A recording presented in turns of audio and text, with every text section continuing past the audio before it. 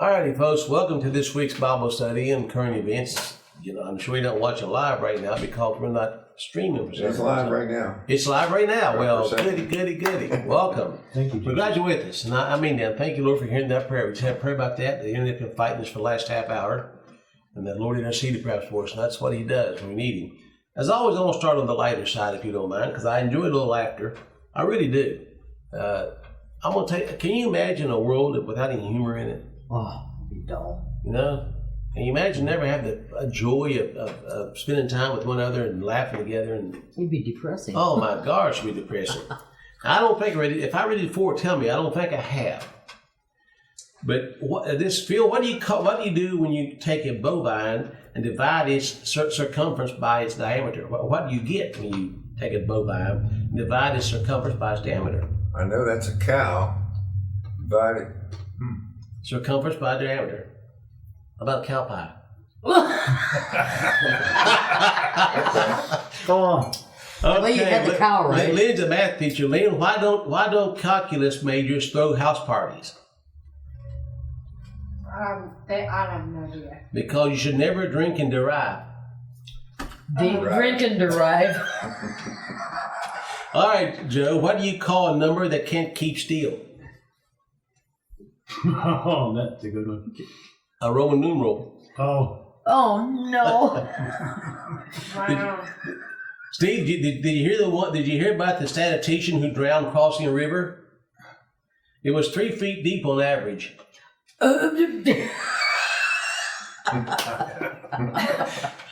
Old mathematicians never die. They just lose some of their functions.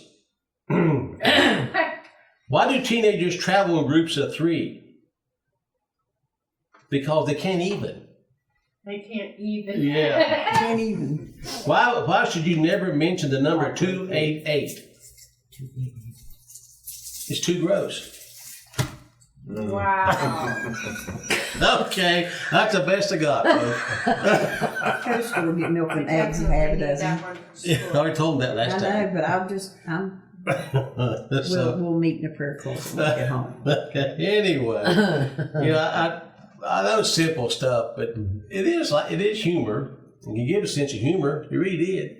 The Bible says God laughs too, doesn't it? Mm-hmm. So anyway, Oh, I'm sure. Yeah. I want to read a few verses out of the book of Job, chapter 40. And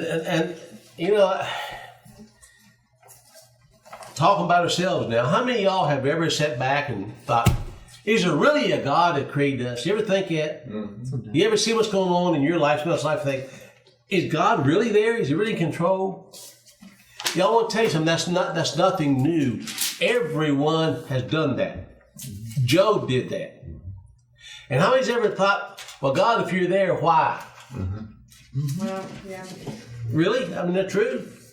But it's hard for us as people because he made us a thinking, living creature, right? Mm-hmm. And a reasoning creature. We want to figure out why. It's not always up to us to determine why something's happened, to understand why it's happening, because we're not God. That's right. Now, you have to stop and think that everything in history that's ever happened, history means his story. You know that, right? That's where the word comes from, his story, history. Okay. Everything that's happened in history, has been preordained to happen at a certain time by certain people, to happen again in the future, to finish up his plan for his creation. Mm-hmm. Nothing happens out of by chance or out of time. It all happens when he wants to happen and how he wants to happen. Now, when you study history without viewpoint, everything in history comes alive to you. I remember studying about the Spanish Armada attacking England when the Pilgrims were getting ready to come over to America.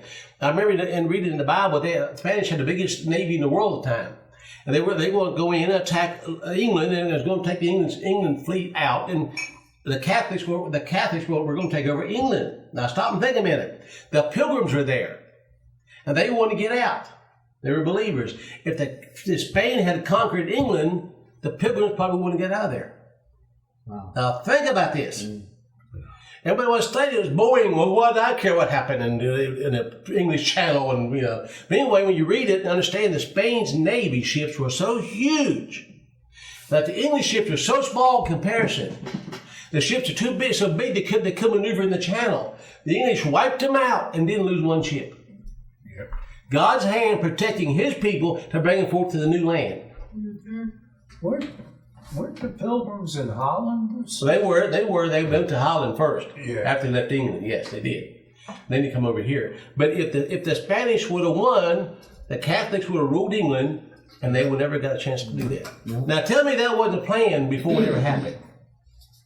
This is why when I read about Job here, Job's questioning God, why is this happening? Why is this going on? And God's going to answer him. Not in the way we think he'd answer. He's going to answer saying, you tell me if you know everything. You know? Mm-hmm. You know, if you know everything and you question me and why, you know, then tell me why this going on. Let's read in Job chapter 40, verse 1. Moreover, the Lord had answered Job and said, now he said he answered him, right?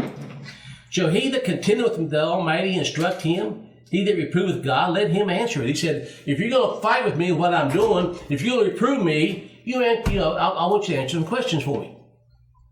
Then Job answered the Lord and said, behold, I am thou. What shall I answer thee? I will lay mine hand upon my mouth. And Job said, I got in trouble here. Not going to say any more. Once I have spoken, but I will not answer. Yea, twice, but I will not proceed no further. Then answered the Lord unto Job out of the whirlwind and said, gird up thy loins now like a man. I will demand of thee, and declare it unto thee. Wilt thou also disannul my judgment? Wilt thou condemn me that thou mayest be righteous? He said, are you going to change my will and my laws for what is going on? Are you going to condemn me and because you're more righteous than I am? Mm-hmm. Now think about that a minute. I figure Job feeling pretty small about this time. Hast thou an arm like God? Are you strong as me? Or canst thou thunder with a voice like him? Deck thyself now with majesty and excellency, and array thyself with glory and beauty. All right, Job, if you're good as I am, you put the stars up. You deck yourself in all this. You do this. Show me. Yeah. How would you feel at this time? That big. Cast abroad the rage of thy wrath, and behold everyone that is proud and obeys him. In other words, you show me your mighty power. You show me your anger. Show me what you can do against me. Look on everyone that is proud and bring him low, and tread down the wicked in their place. Job, if you can do all this, you go ahead, do it. Here we go. Hide them in the dust together and bind their faces in dust. Then I will also confess unto thee that thine own right hand can save thee. You do all that, and I'll say, yes, sir, Job, you saved yourself. Obviously, he couldn't do it. So every time, and I know we're people, and I don't believe it's necessarily a sin to question why do things happen. We're people, okay? But whenever we start saying we know better than God, we better watch out. He's asking you the same question. If you can do all these things, then you can save yourself. Until then, shut up. Mm-hmm. Any comments, Steve? Mm-hmm. Well, let's start with some current events then. We'll start with some good stuff, and I hope this is true. According to this article, guess who's attending weekly Bible study at the White House? Uh-oh. No, seriously. According to this article, they have Bible study every week at the White House. We'll see. Did you guess President Donald Trump and his team? If so, then you guessed correctly. What an amazing administration we have. Now, this is their saying, not mine. Liberal media will quickly try to spin this into something horrible. However, our God takes what is meant for evil and turns to good. President Trump, Vice President Pence, and many other members of the team are now gathering for a weekly Bible study at the White House. You'll have to wonder, really, what are they studying? I mean, really, I'd like to know that. CBN, so was that? Christian Broadcast Network has labeled this administration as the most evangelical one this country ever had. So the Bible study patrons include Health and Human Services Secretary Tom Price, Education Secretary Betsy DeVos, Agriculture Secretary Sonny Perdue, Attorney General Jeff Sessions, and CIA Director Mike Pompeo. I don't know if it's true or not. I have no idea. But it's nice that could be. Yep. And Trump has cracked down wild on pedophilia, the trafficking of children. So far, according to this, there have been 3,500 child sex traffickers prosecuted under his administration. Good. That's a good start. Yep. And Trump has said here, because the Congress will not work with Obamacare. Now, I'm going to say this, I'm going to move on. They want, first they were going to repeal it, period. They're going to get rid of it, remember? No more Obamacare. No replacement. No. And all people start crying out, well, don't take our health care, don't take our health care. And once you give a person a freebie, it's hard to get it back. It's not free though. I know, but they think it is. Well, it's free to them, it's not to us. Not to us. Yeah. They think it's their right to have health care. It is not your right to have anything. It's a blessing of God to have something. It's a privilege. We don't demand rights from God. Mm-hmm. We get blessings from Him. But anyway, but now they want to repeal it and replace it, which is not a good idea. Nonetheless, it is what it is. Trump said if the Congress doesn't act, he's going to cancel their health benefits. Woo, baby. Oh, well, good. But can he? I don't know. He said he's going to do a lot of stuff he hasn't done yet, so I don't know. I've heard that too, and I heard he's going to force them on Obamacare. So if he did, I'd be all for it. Yeah, I Go for would it. too. There'd probably be a lot of people for it. Now, we do know that the House, last month, I'm trying to find the date here, there was a chance that they were going to repeal the law that forced us to pay for transgender treatment in the military. The House was going to vote, was supposed to get rid of it. But 24 Republicans voted not to, along with the Democrats, and so it didn't pass. But then Trump came out and said in a tweet that he was not going to allow transgenders in the military. No, we will see about that. I don't know. Right now, the Pentagon says we're not going to pay attention to it because it's a tweet. Secretary of the Navy said they're not going to pay attention to it anyway. We will see. If he did that and it really happened, I'd say praise God. Now, I wrote a letter and thanked him for trying. I did. Listen, somebody does something I don't like, I tell them about it. They do something I like, I tell them about it. I said, if this goes through, President Trump, you may have saved the lives of thousands of servicemen. Now, I want to tell you this from a personal note, because I've been there and done that. When you live in a place about the size of this room with 30, 40 men, every time you burp, somebody else says, boy, you stink. Because it's all right there. You're there you're there day after day. It's hot sometimes, and then maybe you got air conditioning, maybe you don't. We didn't. It's miserable, and you're sweating, and everything's wet and damp from the humidity. You start getting on people's nerves. You can't help it, and vice versa. But when you have a man in there that wants to be a woman besides, on top of that, you figure it out. Yeah. Bill, you're still working that, aren't you, buddy? They probably have air conditioning. Is it working now? Okay, well, we're doing fine. We'll play on Just there. keep it on. And I thought this was good. How many of y'all grew up playing in the dirt outside in the woods? And yeah, we all, most of us did as children. Well, for a long time they're saying we have to be cleaner, and all this. They finally figured out that children who play in dirt develop better immune systems. Sure. Yeah. They're exposed to stuff that makes them build stronger immune systems. I think they were actually designed for the environment. No kidding. Wow. So that goes against evolution. Well, in the last couple of weeks, my grandson got his immune system built up real good. He's been all kinds of stuff. Yeah. I got to tell this because he's here today, and I love my grandson Dylan. By the way, he's visiting for the first time since last year. We built him a tar swing. We had a good time building a tar swing doing Dylan. Yeah. That was a long story on that. But I get the rope over the branch of the tree. Oh, no, not that again.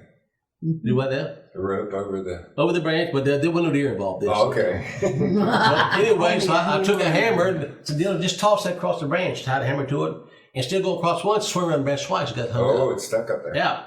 So I got, Think about that. I took a crowbar, tied the other rope, and I just threw it across and pulled it down. But it got hung up there. Oh my God. So I got thinking, you remember Kingfish and Andy? Yeah. Uh-huh. Oh, yeah. The Kingfish was the one that went, figuring things out, right? So I got thinking. I said, Dylan, over in the garage, outside the door, there's some broomsticks that nothing on. Bring me the broomsticks, and by the way, we finally got the animal down. Duct tape to the rescue. We finally got the crowbar down somehow. I don't remember done that. We got it down. Oh, I know I did. I had the inner tube tied to the rope, so it went across the branch and wouldn't rub the rope into. Okay, had the inner tube on it, so I had to take the inner tube off to let enough weight get off of it to let the crowbar fall. I'm slow, Phil, but I'm persistent. Anyway, I got the crowbar back, and I said, go over and get those broomsticks. So I take the broomsticks together and take the crowbar on the broomsticks. Then he got up on the back of the mule, reached up and got a whole rope and pulled the hammer down. We got down. In fact, I'll the see car how they swing got- up. And So it's over now. Head Yeah. cut. You won. We won. It's up and down. He's swinging on it. So The anyway, ground's already wore out around the tree. I absolutely am persistent. Not smart, but persistent. Okay. So I'm getting a lot of things off track here, but I'm not in a hurry. I'm enjoying this. Years ago, Amy Sandy, by the way, is no longer politically correct. They don't do it anymore. But the two black guys, or two or three black guys, Andy was a big, heavy guy, and Amos was supposed to Kingfish. Kingfish was a smart guy. They changed the tire on a Model T, and Andy could pick up the car, but he couldn't put the wheel on because the arm's in the way. So Kingfish thought, how can he get that wheel on there with him holding the car? So he got to thinking. Next thing you know, you see him standing inside the car, and Kingfish taking a crowbar and prodding the tire over his shoulders, over the belly, and over his arm. So anyway, oh my goodness, folks, 2 hours later, it's almost finished lapping. it worked. So me and Bill had a good time with that. I'm glad you found that out again. We sit down and thought things through once in a while. Any comments, Phil, on that? No, it sounds like you learned something. I did. Sounds like what his brother does stuff. And some good news. A Texas restaurant worker has a hot new set of wheels thanks to the kindness of strangers. Justin Corba, 20, was walking the 3 miles to his job in Rockville when local man Andy Mitchell, 40, pulled over to give him a ride.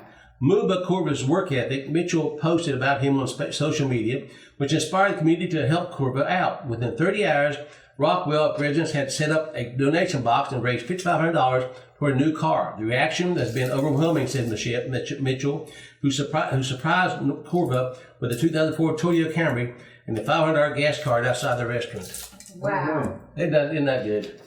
It really I is. think some UPS workers did that for one of their workers. Is that right? Walking to work. There's still some good things out there. Yeah. There Yeah, really there are. are. Good people. Only in America, NPR's reading and tweeting of the entire Declaration of Independence on July 4th sparked outrage among supporters of President Trump, who mistook the founding documents for reference to an unjust tyrant for anti-Trump propaganda.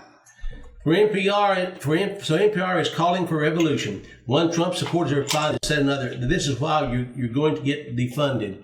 They actually, because they're reading the Declaration of Independence while they were on the air, they thought it was talking about Trump. Ah, Oh my God. Bad week for wildlife encounters after 9-year-old Colorado counselor sleeping outdoors woke up to a crunching sound and found a black bear chomping on his head. Ooh. The crunching noise, I guess, was the teeth scraping against my skull, and said the team who punched the bear and escaped with minor injuries. I guess that'd wake you up. good song. A Waco, Texas consignment shop is stuck with the couch rumored to be haunted. The couch, which had a blood stain on a cushion and a bullet hole in the back, was dropped off 10 years ago by a customer who said that it emitted a sulfur smell and caused cabinet doors to fly open. Shop owner Colton Birch said that after he took this couch, his computer system was erased and 2 employees got into a car accident. You do have a weird feeling when you sit down on, Birch said. People don't want to have anything to do with it. Huh. I don't know. You figure it out.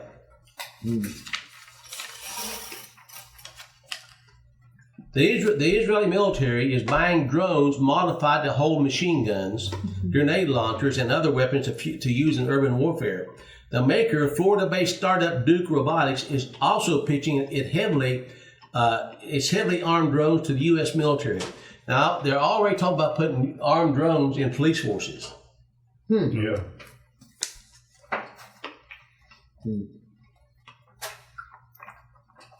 Machines drawing blood. Yep. Only America. Texas officials are defending the requirement that state-sanctioned highway memorials include a large crucifix labeling the cross a non-sectarian symbol of death. A 2000 state law authorizing families to pay $350 to erect memorials at the sites of fatal motorcycle crashes mandates the cross regardless of the deceased's religious affiliation. They're being sued for the cross up. Says, no, it's nothing to do with Christianity, just a cross. Okay. It's a shame you got to do that. Only America, Belle Plaine, Minnesota officials are removing a veterans memorial with a cross from a city park to prevent a satanic group from erecting its own monument. I mean, this is America. Sad. Good week for dissenting opinions after Washington, D.C. judge overturned the conviction of the political activist who was arrested by Capitol Police for laughing during Attorney General Jeff Sessions' confirmation hearing. The judge said the conviction was disconcerting. Remember that when the guy was laughing during his speech and he got arrested for laughing at him? Yeah. Bad week for selfies after teenage girls photographing herself amid a row of pillars topped with crowns at a Los Angeles art exhibit brushed one of the pillars, causing them to fall like a dominoes and create a $200,000 worth of damage. I bet that hurt. But her parents weren't happy with that. A bad week for silly old memes after Chinese authorities banned Winnie the Pooh from social media because of frequent unflattering comparisons between the character and roly-poly President Young Yiping. I don't know. Can't even say his name. Somebody done that with Obama was in. Oh, wow. Called treason. In case you're interested, Republican Caitlyn Jenner is going to probably run for U.S. Senate. Oh, please. He probably get it. Run, little gingerbread man. But y'all probably heard that our governor switched over to Republican this past week. You know that, right? He did what? He switched over to Republican. Yeah, he's switching to Republican, right? Yep. He didn't switch to Constitution Party. Well, he's a Republican before he ran for office, then become an independent, then he's a Democrat, now he's back Republican. Can't make up his mind. Political. Resentment is like, now I like this, resentment is like drinking poison and hoping it will kill your enemies. I like that. Yeah. Because it turns bitterness, you know that. We're live on air, Kelly. We are? Yeah. Oh, well, okay. But anyway, or videotape anyway. Authorizing grand theft by police. I guess y'all heard Jeff Sessions is going to increase the power of the police to confiscate your property. Yep. For any suspicion of drugs or whatever. So they're going to increase it in 24 states, put limits on it. But he said they're going to do it again. They raised $29 billion on the so-called war on drugs that confiscate people's property last year. It's a RICO Act. Think about that. That's a lot of money to live on that. Women and minorities are fueling a boom in the number of concealed handgun permits. I like this. From 4.6 million in 2007 to 16.3 million in 2016. Think about it. That's great. Available state dates show that permits for men grew by 22% over 4 years, while they soared for women by 93%. That is wonderful. The surest sign that intelligent life exists elsewhere in the universe is that it has never tried to contact us.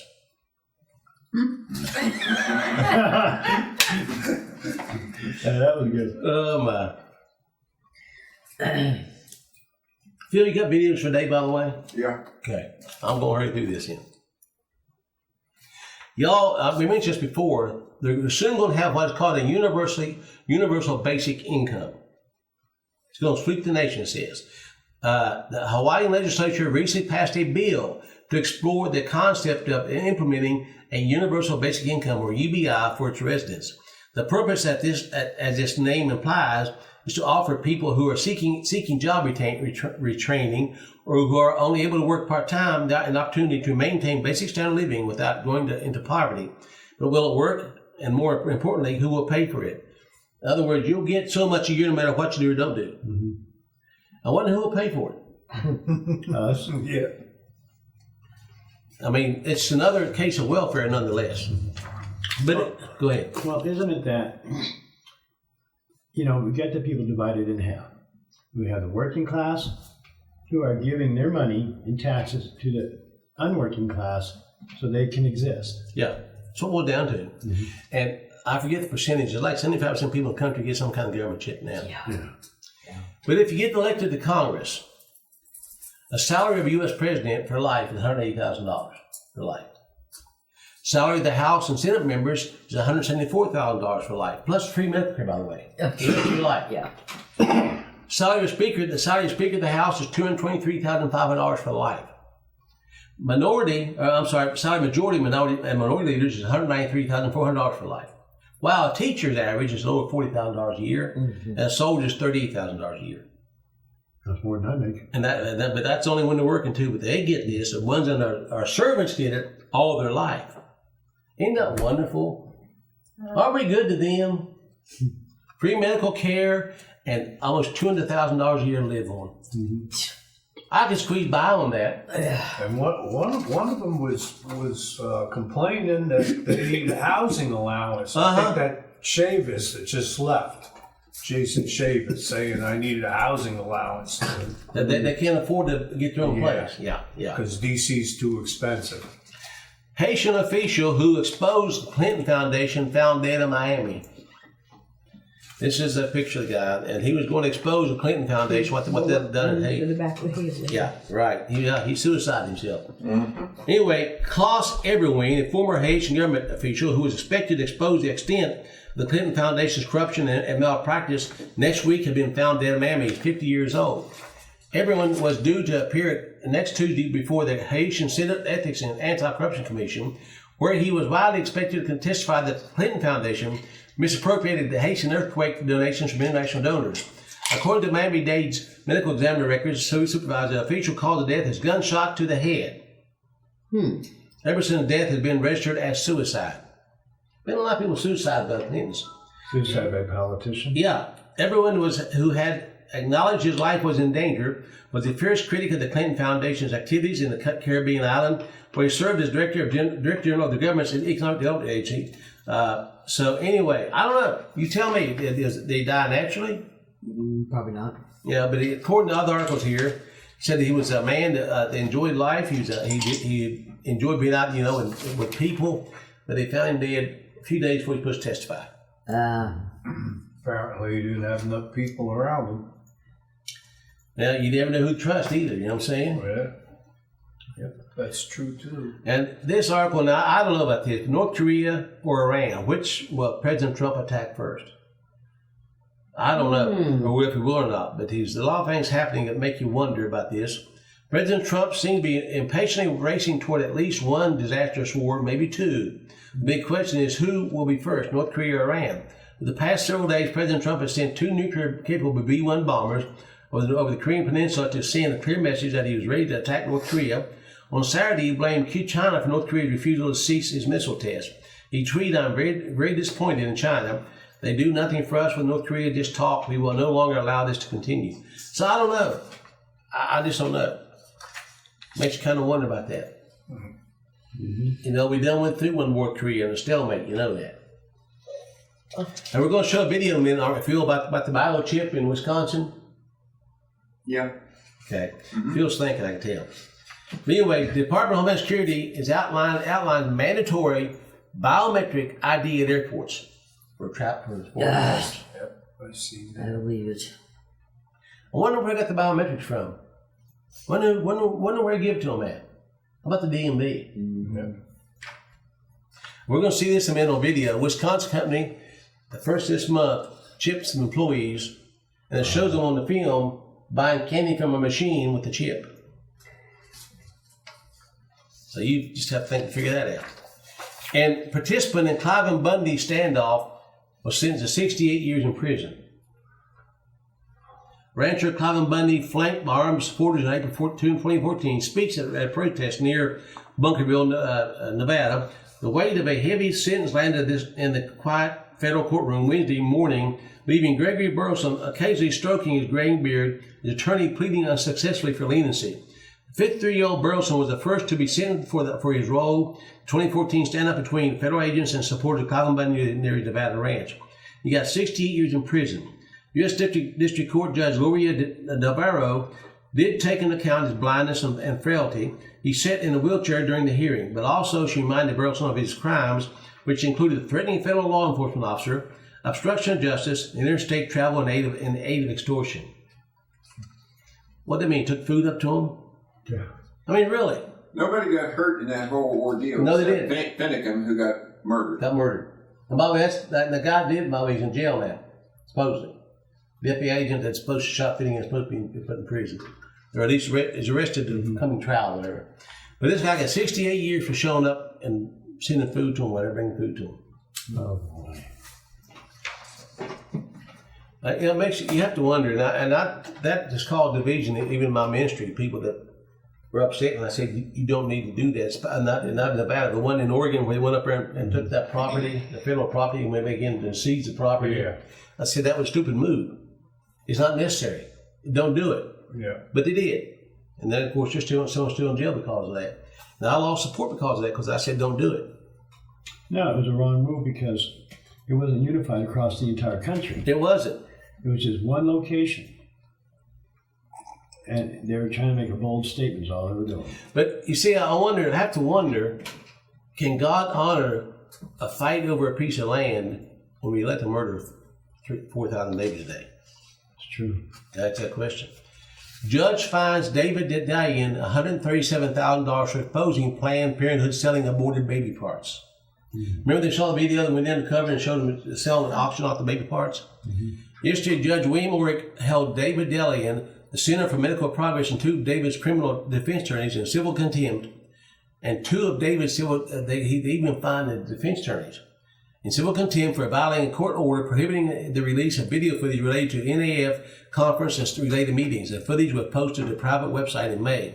Warwick and Dedalian's lawyers published undercover video footage of a National Abortion Federation meeting in violation of court order. Anyway, they showed them auctioning off dead baby parts, selling them, and he got fined $137,000 for exposing him. Well, that was minimal. For showing it. Yeah, for exposing what you're doing. For exposing murder. I mean, they auction off the baby's heads for more money or the liver or whatever, and he exposed what you're doing, and it's actually against law for him to do that. And they're probably still auctioning. Oh, I'm sure they are. No. Oh, it's political. An appeals court ruled 10-5 that county officials may not pray in Jesus' name before government meetings, despite a previous Supreme Court ruling that Jesus is not illegal. Now listen, the Supreme Court ruled that Jesus is not illegal. Isn't that nice? Yeah. They're powerful. The Fourth Circuit Court of U.S. Court of Appeals has ruled that Rowan County's practice of prayer before county commission meetings is unconstitutional. I thought they were just the other way around, Phil. Mm. You know, they could do it. I thought they said, anyway. A press release provided by ACLU of North Carolina says the court ruled 10-5 that the practice violated the Constitution when they opened public meetings by coercing public participation in prayers that overwhelmingly advanced beliefs specific to one religion. The decision upheld a lower court ruling. Hey, what can I say? I got an article to be in probably next month's magazine. This is from John Whitehead. I've heard John Whitehead. Oh, yeah. I emailed him a copy. It's called Anarchy in America, shot down like dogs in the street. Talk about cops who are shooting people now, innocent people. Yep. This Getting away with it. They are. This is written by William Butler Yeats. Things fall apart. The sinner cannot hold. Mere anarchy is loosed upon the world. The blood-dimmed tide is loosed, and everywhere the ceremony of the innocent is drowned. Things are falling apart. This is what Whitehead wrote. How much longer we can sustain the fiction that we live in a constitutional republic, I cannot say. But anarchy is being loosed upon the nation. We're witnessing the unraveling of American dream one injustice at a time. Day after day, the government crimes against industry that grows more egregious, more treacherous, and more tragic. And day after day, the American people wake up a little more to the grim realization that they have become captives in a prison of their own making. Let that sink in. A prison of their own making. Mm-hmm. No longer a free people, we are now pushed and prodded and watched over by twitchy, hypersensitive, easily spooked armed guards who care little for the rights, humanity, or well-being of those in their care. The death toll is rising. The death toll is mounting. The carnage is heartbreaking, but public faith is in the government to do its job, which is to protect our freedoms, is deteriorating. With alarming regularity, unarmed men, women, children, and even pets are being gunned down by police who shoot first and ask questions later, and all the government does is shrug and promise to do better. Here's another one just recently killed. Justin Diamond is dead, 40 years old, yoga teacher, a bride to be, was shot in I think Minneapolis, by accident by the cop who heard a loud noise and shot her. Israel Lopez, 41. Mary Colin, 73. Sam Du Bois, 43. Andrew Scott, 26. Richard Ferretti. Now, these are all proven to be innocent people. 52. Fritz Sevier, 46. Jordan Edwards, 15. Charles and Lyles is dead at 30. Go down, listen to more of that. But these are all been proven that they had done nothing wrong after they were shot. But apparently nobody did anything about it. Now in the UK, a judge claims that a pedophile claims that his religion doesn't condemn child sex. Looks like the court ruled in his favor. In the UK. Well, if this is a defense tactic, that's how it's now being used to justify statutory rape. We're bound to see it more. Bound to see more of it. And this guy said, now this is a story he told, that he was going through the apartment. This 13-year-old girl was asleep on the couch. He fell and accidentally penetrated her. Oh, He accidentally what? Penetrated her. yeah. Adil Rashad, an 18-year-old Muslim man from Birmingham, UK, said that he didn't know that having sex with a 13-year-old girl was illegal in the United Kingdom. Rashad, who was taught in a madrasa in the UK that women were no more worthy than a lollipop that had been dropped on the ground. The judge said that because of his isolation in the Muslim faith school and the closed-off nature of his Islamic community, that Rashad was very naive and immature. So he didn't mean to. Yeah, okay. What if that would fly with your daughter, your granddaughter? Oh, gotta be dead. Think about that. Do you remember a while back we talked about the company in Japan that developed robots for romance? They're going worldwide. They're ready to launch a whole new trade, looking for investors to go global. No. I heard they're going to give them to pedophiles too, Oh, really? child ones. We just like giving away free needles. Yeah. The owners of the world's first brothel staffed by robot sex workers are reporting in talks to open others around the globe.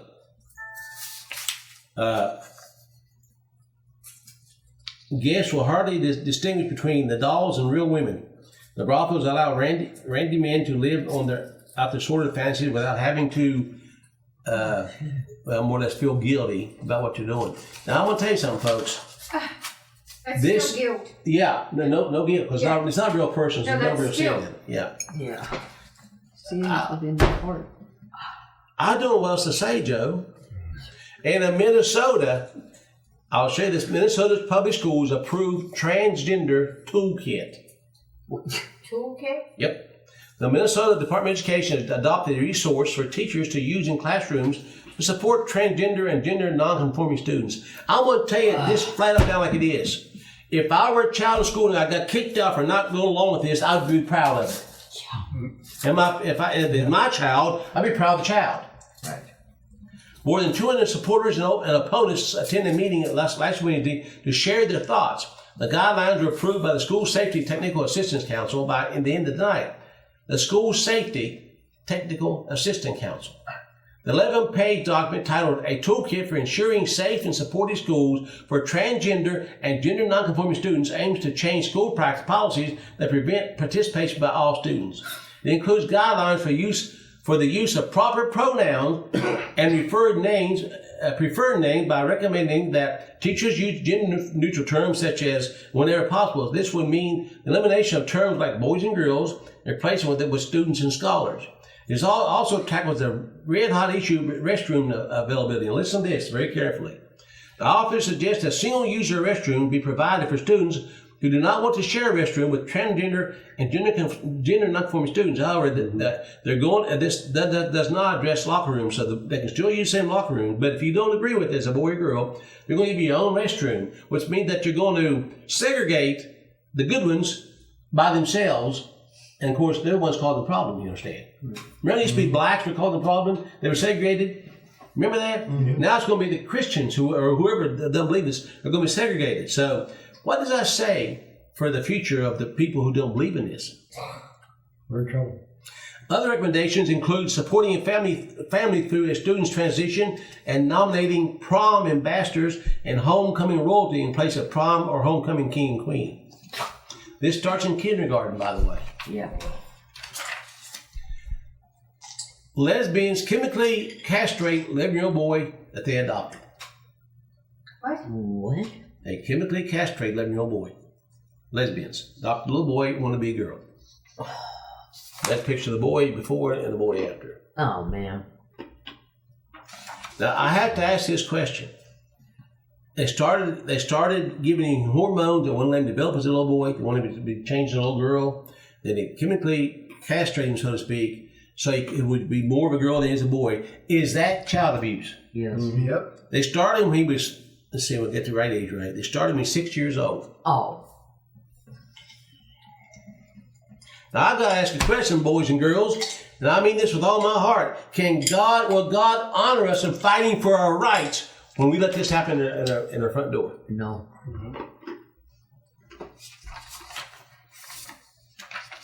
And here's the one that Joe sent me. A sodomite billionaire, says gay, threatens to punish Christians who resist sin. Tim Gill, Texas millionaire and extremely liberal LGBTQ activist, spoke with Rolling Stone in a June interview and called for the punishment of Christians who refuse to take part in same-sex weddings. Yep. The boy is just coming to a head. In the interview, the 63-year-old Colorado resident who funneled over $400 million into the LGBT social reform causes for the last 20 years claimed that it's time to punish the wicked, in his opinion. Speaking with Rolling Stone and Andy Kroll, Gill expressed his displeasure at the religious right who made an issue out of same-sex marriage. The election of Donald Trump, who claims to support homosexual rights but stopped his administration with anti-LGBTQ extremists, has only emboldened those looking to erase the gains of past decade. Gill refuses to go on defense. We're going into the hardest states in the country, Gill said. We're going to punish the wicked. It's coming like a freight train. And the churches are sitting back waiting for the rapture. Yep. Which will never happen. Yep. Now, here's some good news, in a sense. By the way, tomorrow night, I have on my program tomorrow night, the husband of the actress mom. You've seen him playing to the actress mommy. I have a husband tomorrow night who made a film just recently with Kevin Sorbo, and it's a Christian film that we have. He's also an activist. He's a doctor. And he's strong against this stuff. His wife has been on all the internet and YouTube speaking against what's going on and catching a lot of flack over it and death threats. Matter of fact, they're in Ohio. I think I'm going to find out how to speak to her sometime. She'll share the story. A woman is suing her gym chain for its no judgment policy as it applies it to transgender members and appealing her case to Michigan Supreme Court. Yvette Cormier first made headlines in 2015 after losing her membership to Planet Fitness after she complained about a trans woman using the women's locker room at her local Minden, Michigan gym. During the incident, Cormier went to the front desk to complain of someone who looked like a man and entered the women's locker room. By the way, it does look like a man. Yeah. Where are we at? After she was informed of the company's no judgment policy when it comes to self-determination of gender identity by both front desk and corporate headquarters, she reported continued to return to the gym to one other gym members that Planet Fitness let men in the women's locker room. Her membership was revoked later that week. Cornell filed a suit against Planet Fitness, claiming that canceling membership without making her fully aware of its policies is a breach of contract. And said the Michigan law cannot discriminate for race, color, national origins, age, sex, height, weight, whatever. But she's suing them, and I say good for her. You can't hurt them by being against them. You can hurt the pocketbook, though. It's all about the dollar. They're letting the perverts in because they want the dollar. If she wins the lawsuit and wins a few $1 million, it might make them rethink that. Target is losing millions of dollars because of their transgender policy in their stores. Yep. But they're still doing it. You do it long enough, you can drain their coffers. You follow what I'm saying? Yeah. But good for her. It is actually costing the gym money. And if they can do that long enough, they don't care about your morals. They could care less about what you think. Mm-hmm. They don't, and if you're against what they think is right, you're a bad guy. And as you heard, you're breaking the law according to this one guy. You're a sinner and you're a troublemaker. What did he call us? What was he called this? Punish the wicked. We're wicked if you stand against this. Right. So they don't care what we think. But if we can hurt your pocketbook, they will care. Mm-hmm. After all, it's the love of money, right? Yeah. Mm-hmm. Any comments on what we said so far? Watch a few videos. Any comments at all? Mm-hmm. Nothing from you, Steve? You've been thinking awful hard. No, I'm just surprised about Some of the things I know about, some of them I don't. Well, you sit back and over our lifetime, this table right here, just think about this. Think what's happened in our lifetime. Yeah. A lot. Think about it. Other news beast. Yeah. I mean, think about it. Well, think about it, how we went from rotary phones attached to a wall or onto the desk, and we had a chair there, to children today walking around with cell phones. Yeah. All day long. All day long. I watched the show last night. She recorded for me. They're getting what's called Father Knows Best. Remember that show, Father Knows Yeah. Best? Yeah. Starred a guy named Robert Young, Jane White, and I don't remember Yeah. but the one played the daughter, played Anne Griffith years ago, was Ellie at the drugstore. Remember that? But anyway, they had her on there, but her brother was giving her a hard time about playing tennis, and she wasn't good at it. And his daddy, Robert Young, said, got me around the neck, wrestled with him, and said, "Why don't you put on a skirt and lacy underwear and you try it?" You know, now if he said that today on TV, he said, "Oh my goodness," you know. But back then, it had Father Knows Best. Yeah. And make room for Daddy. Make room for Daddy. Today we have, I don't watch enough TV to watch one anymore, but the daddies are always idiots. You know? Yeah. I mean, that's a plan. That's right. It's planned.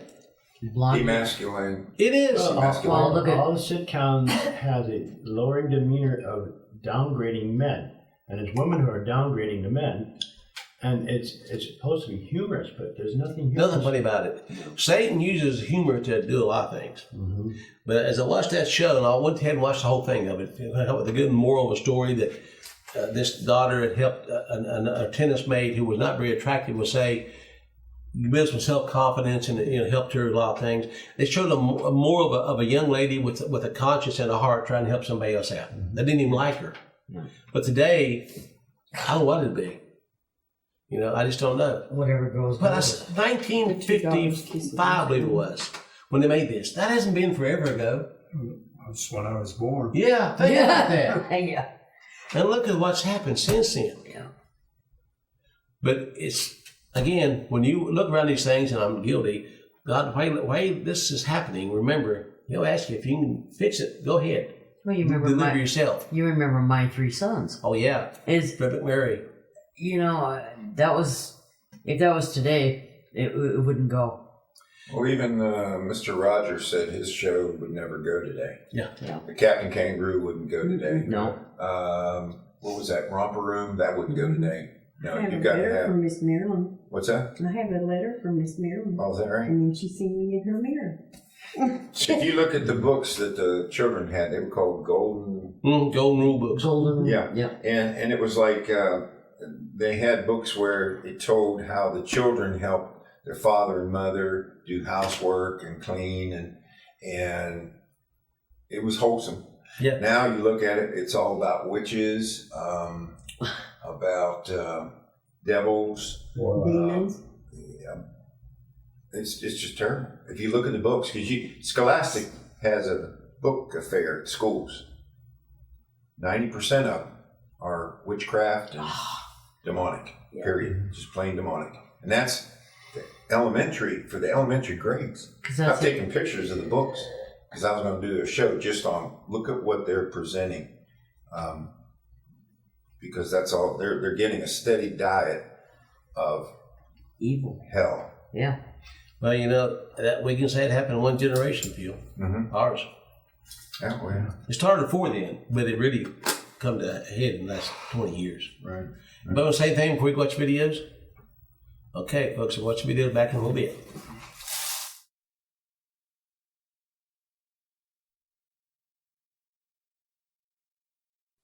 Forget fumbling for change at the vending machine. For some workers in Wisconsin, all they'd have to do is place their hand in front of a scanner to buy stuff. In a move that sounds like it was ripped from the Terminator films, 3 Square Market wants to surgically implant microchips in its employees so they can buy snacks in the break room, open doors, or let them log onto a computer. Let's just hope it doesn't go haywire.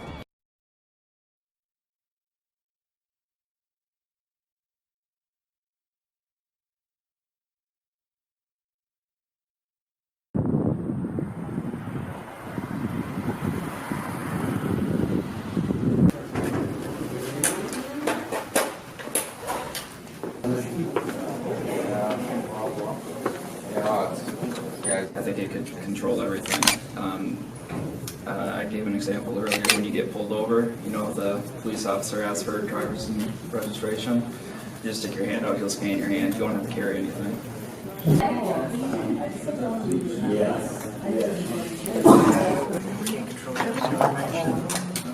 have superpowers. It's cool. I don't know about you guys, but he would scare me. Alright, you ready? Yep. Just keep a nice little spot here.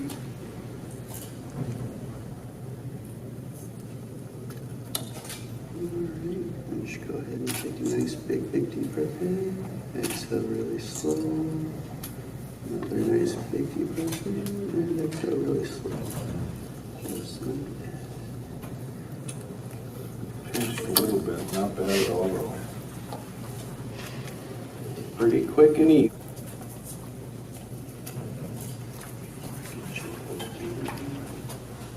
Like we had heard, it's about 2 seconds from the time the needle goes in to the time the needle is removed and the chip's in there. Essentially, you can grab anything off the shelf here as long as it's got UPC with their breakroom book. And then to finalize your payment, you put your RFID chip, hold it against it. Now my unique card that's identified with the RFID chip is asking if I'd like to put the dollar. Now once we see green, it's going to tell us it's a successful transaction.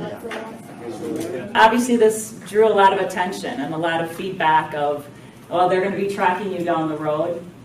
They can't. There is no GPS added in this, and there can't be in this particular chip. There are governments that run central banks that they were one of the first ones to call us to say, we've got to control our employees, and we need to have certain access levels, and we can't have that compromise, and they saw that as a solution. They need that. They need those controls. They, as they indicated to us, it's one of the top 3 problems that they had that they described in just their overall government as a whole.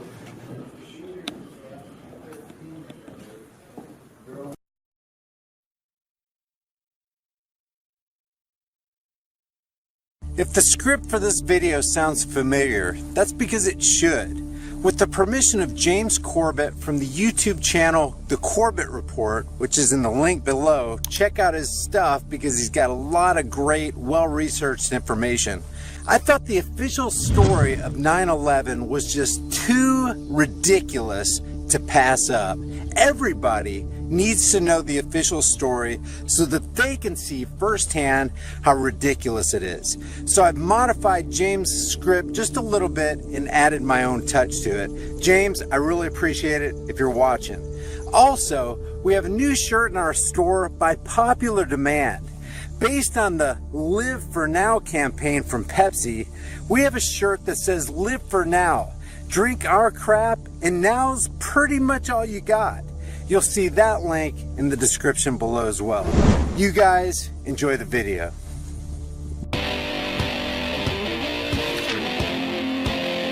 On the morning of September 11, 2001, 19 men armed with box cutters, directed by a man on dialysis in a cave fortress halfway around the world, using a satellite phone and a laptop, directed the most sophisticated penetration of the most heavily defended airspace in the world, overpowering the passengers and the military combat trained pilots on 4 commercial aircraft before flying those planes wildly off course for over an hour without being molested by a single fighter interceptor. These 19 hijackers, devout religious fundamentalists who like to drink alcohol, snort cocaine, and live with pink-haired strippers, managed to completely destroy 3 steel-framed skyscrapers with 2 planes in New York, while in Washington, a pilot who couldn't handle a single-engine Cessna was able to fly a 757 in an 8,000-foot descending 290-degree corkscrew turn to come exactly level with the ground, and without being so much as photographed by a single camera on one of the most surveilled buildings in the world, hit the Pentagon in the budget analyst office where DoD staffers were working on the mystery of the $2.3 trillion that Defense Secretary Donald Rumsfeld had announced missing from the Pentagon's coffers in a press conference the day before on September 10th, 2001. The Secret Service, after hearing that America was under attack, decided to keep the leader of the free world at his publicized location without whisking him away to a secure bunker.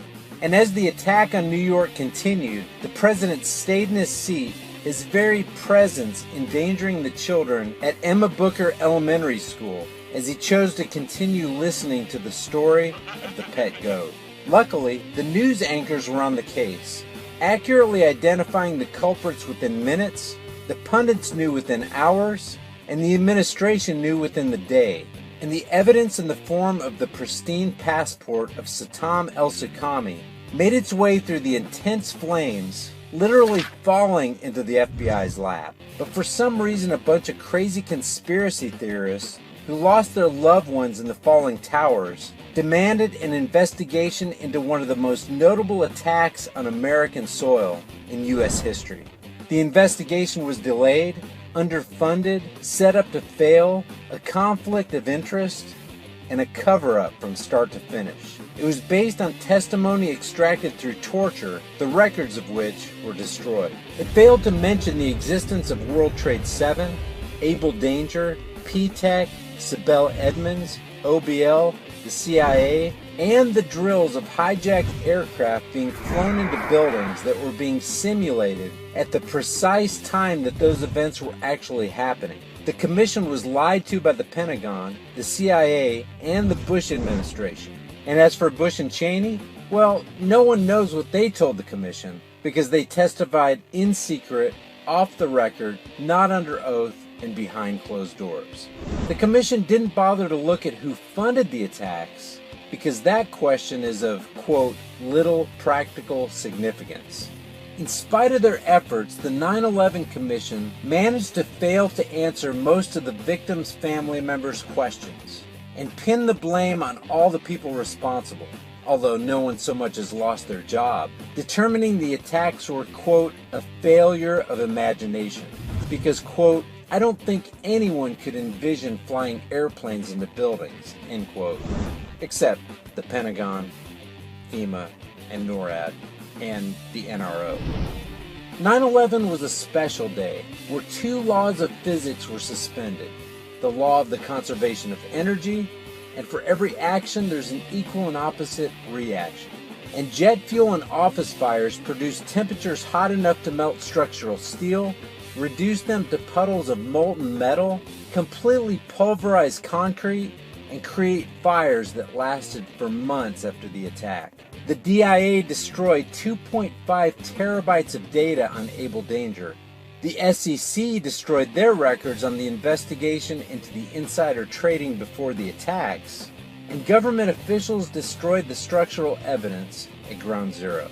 NIST has classified the data they used for their computer model of World Trade 7's collapse, stating that knowing how they made their model of that collapse would, quote, jeopardize public safety. The FBI has argued that all material related to their investigation of 9/11, including confiscated video recordings from surrounding businesses, should be kept secret from the public.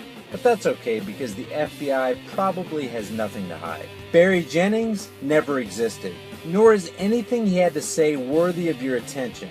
And if you say otherwise, you're a paranoid conspiracy theorist and deserve to be shunned by all of humanity. Likewise, J. Michael Springman, Robert Wright, Richard Grove, Sibel Edmonds, and Indira Singh. After the attack, Osama bin Laden lived in a cave fortress in the hills of Afghanistan, but somehow got away. Then he was hiding out in Tora Bora, but somehow got away. Then he lived in Abbottabad for years, taunting the most comprehensive intelligence dragnet, employing the most sophisticated technology in the history of the world for 10 years. Bin Laden released video after video with complete impunity and getting younger and younger as he did so, before finally being found in a daring SEAL team raid, which wasn't recorded on video, in which he didn't resist or use his wife as a human shield, and in which these crack Special Forces operatives panicked and killed this unarmed man, supposedly the best source of intelligence about the most dastardly terrorists on the planet. Then they dumped his body into the ocean before telling anyone about it. Then, a couple dozen of that team's members died in a helicopter crash in Afghanistan. This is the story of 9/11, brought to you by the mainstream media and the military-industrial complex. And if you have any questions about this story, you're a paranoid, tinfoil hat-wearing, dog-abusing baby hater who will be reviled by everyone. If you love your country and freedom, you will never ever express doubts about any part of the story to anyone, ever. This official story has been made possible by the friends of the FBI, CIA, NSA, DOD, SEC, MSM, White House, NIST, and the 9/11 Commission. And in the words of Adolf Hitler, how fortunate for the leaders that men do not think.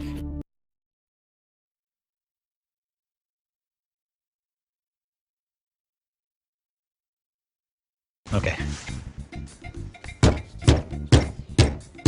Ow. You want to try?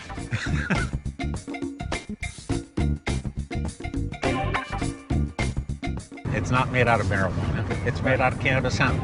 You can smoke all the cannabis hemp you could possibly want and you won't get high.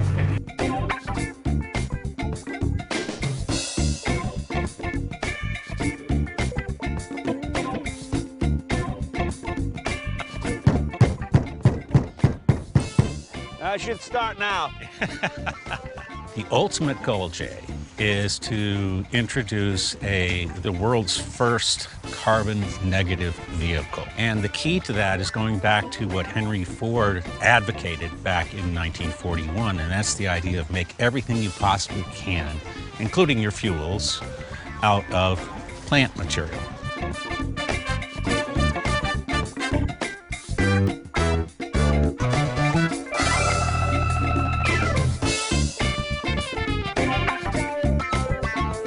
I think the primary market are going to be people that want to be supportive of the ecology aspect of automobiles, especially the younger generation.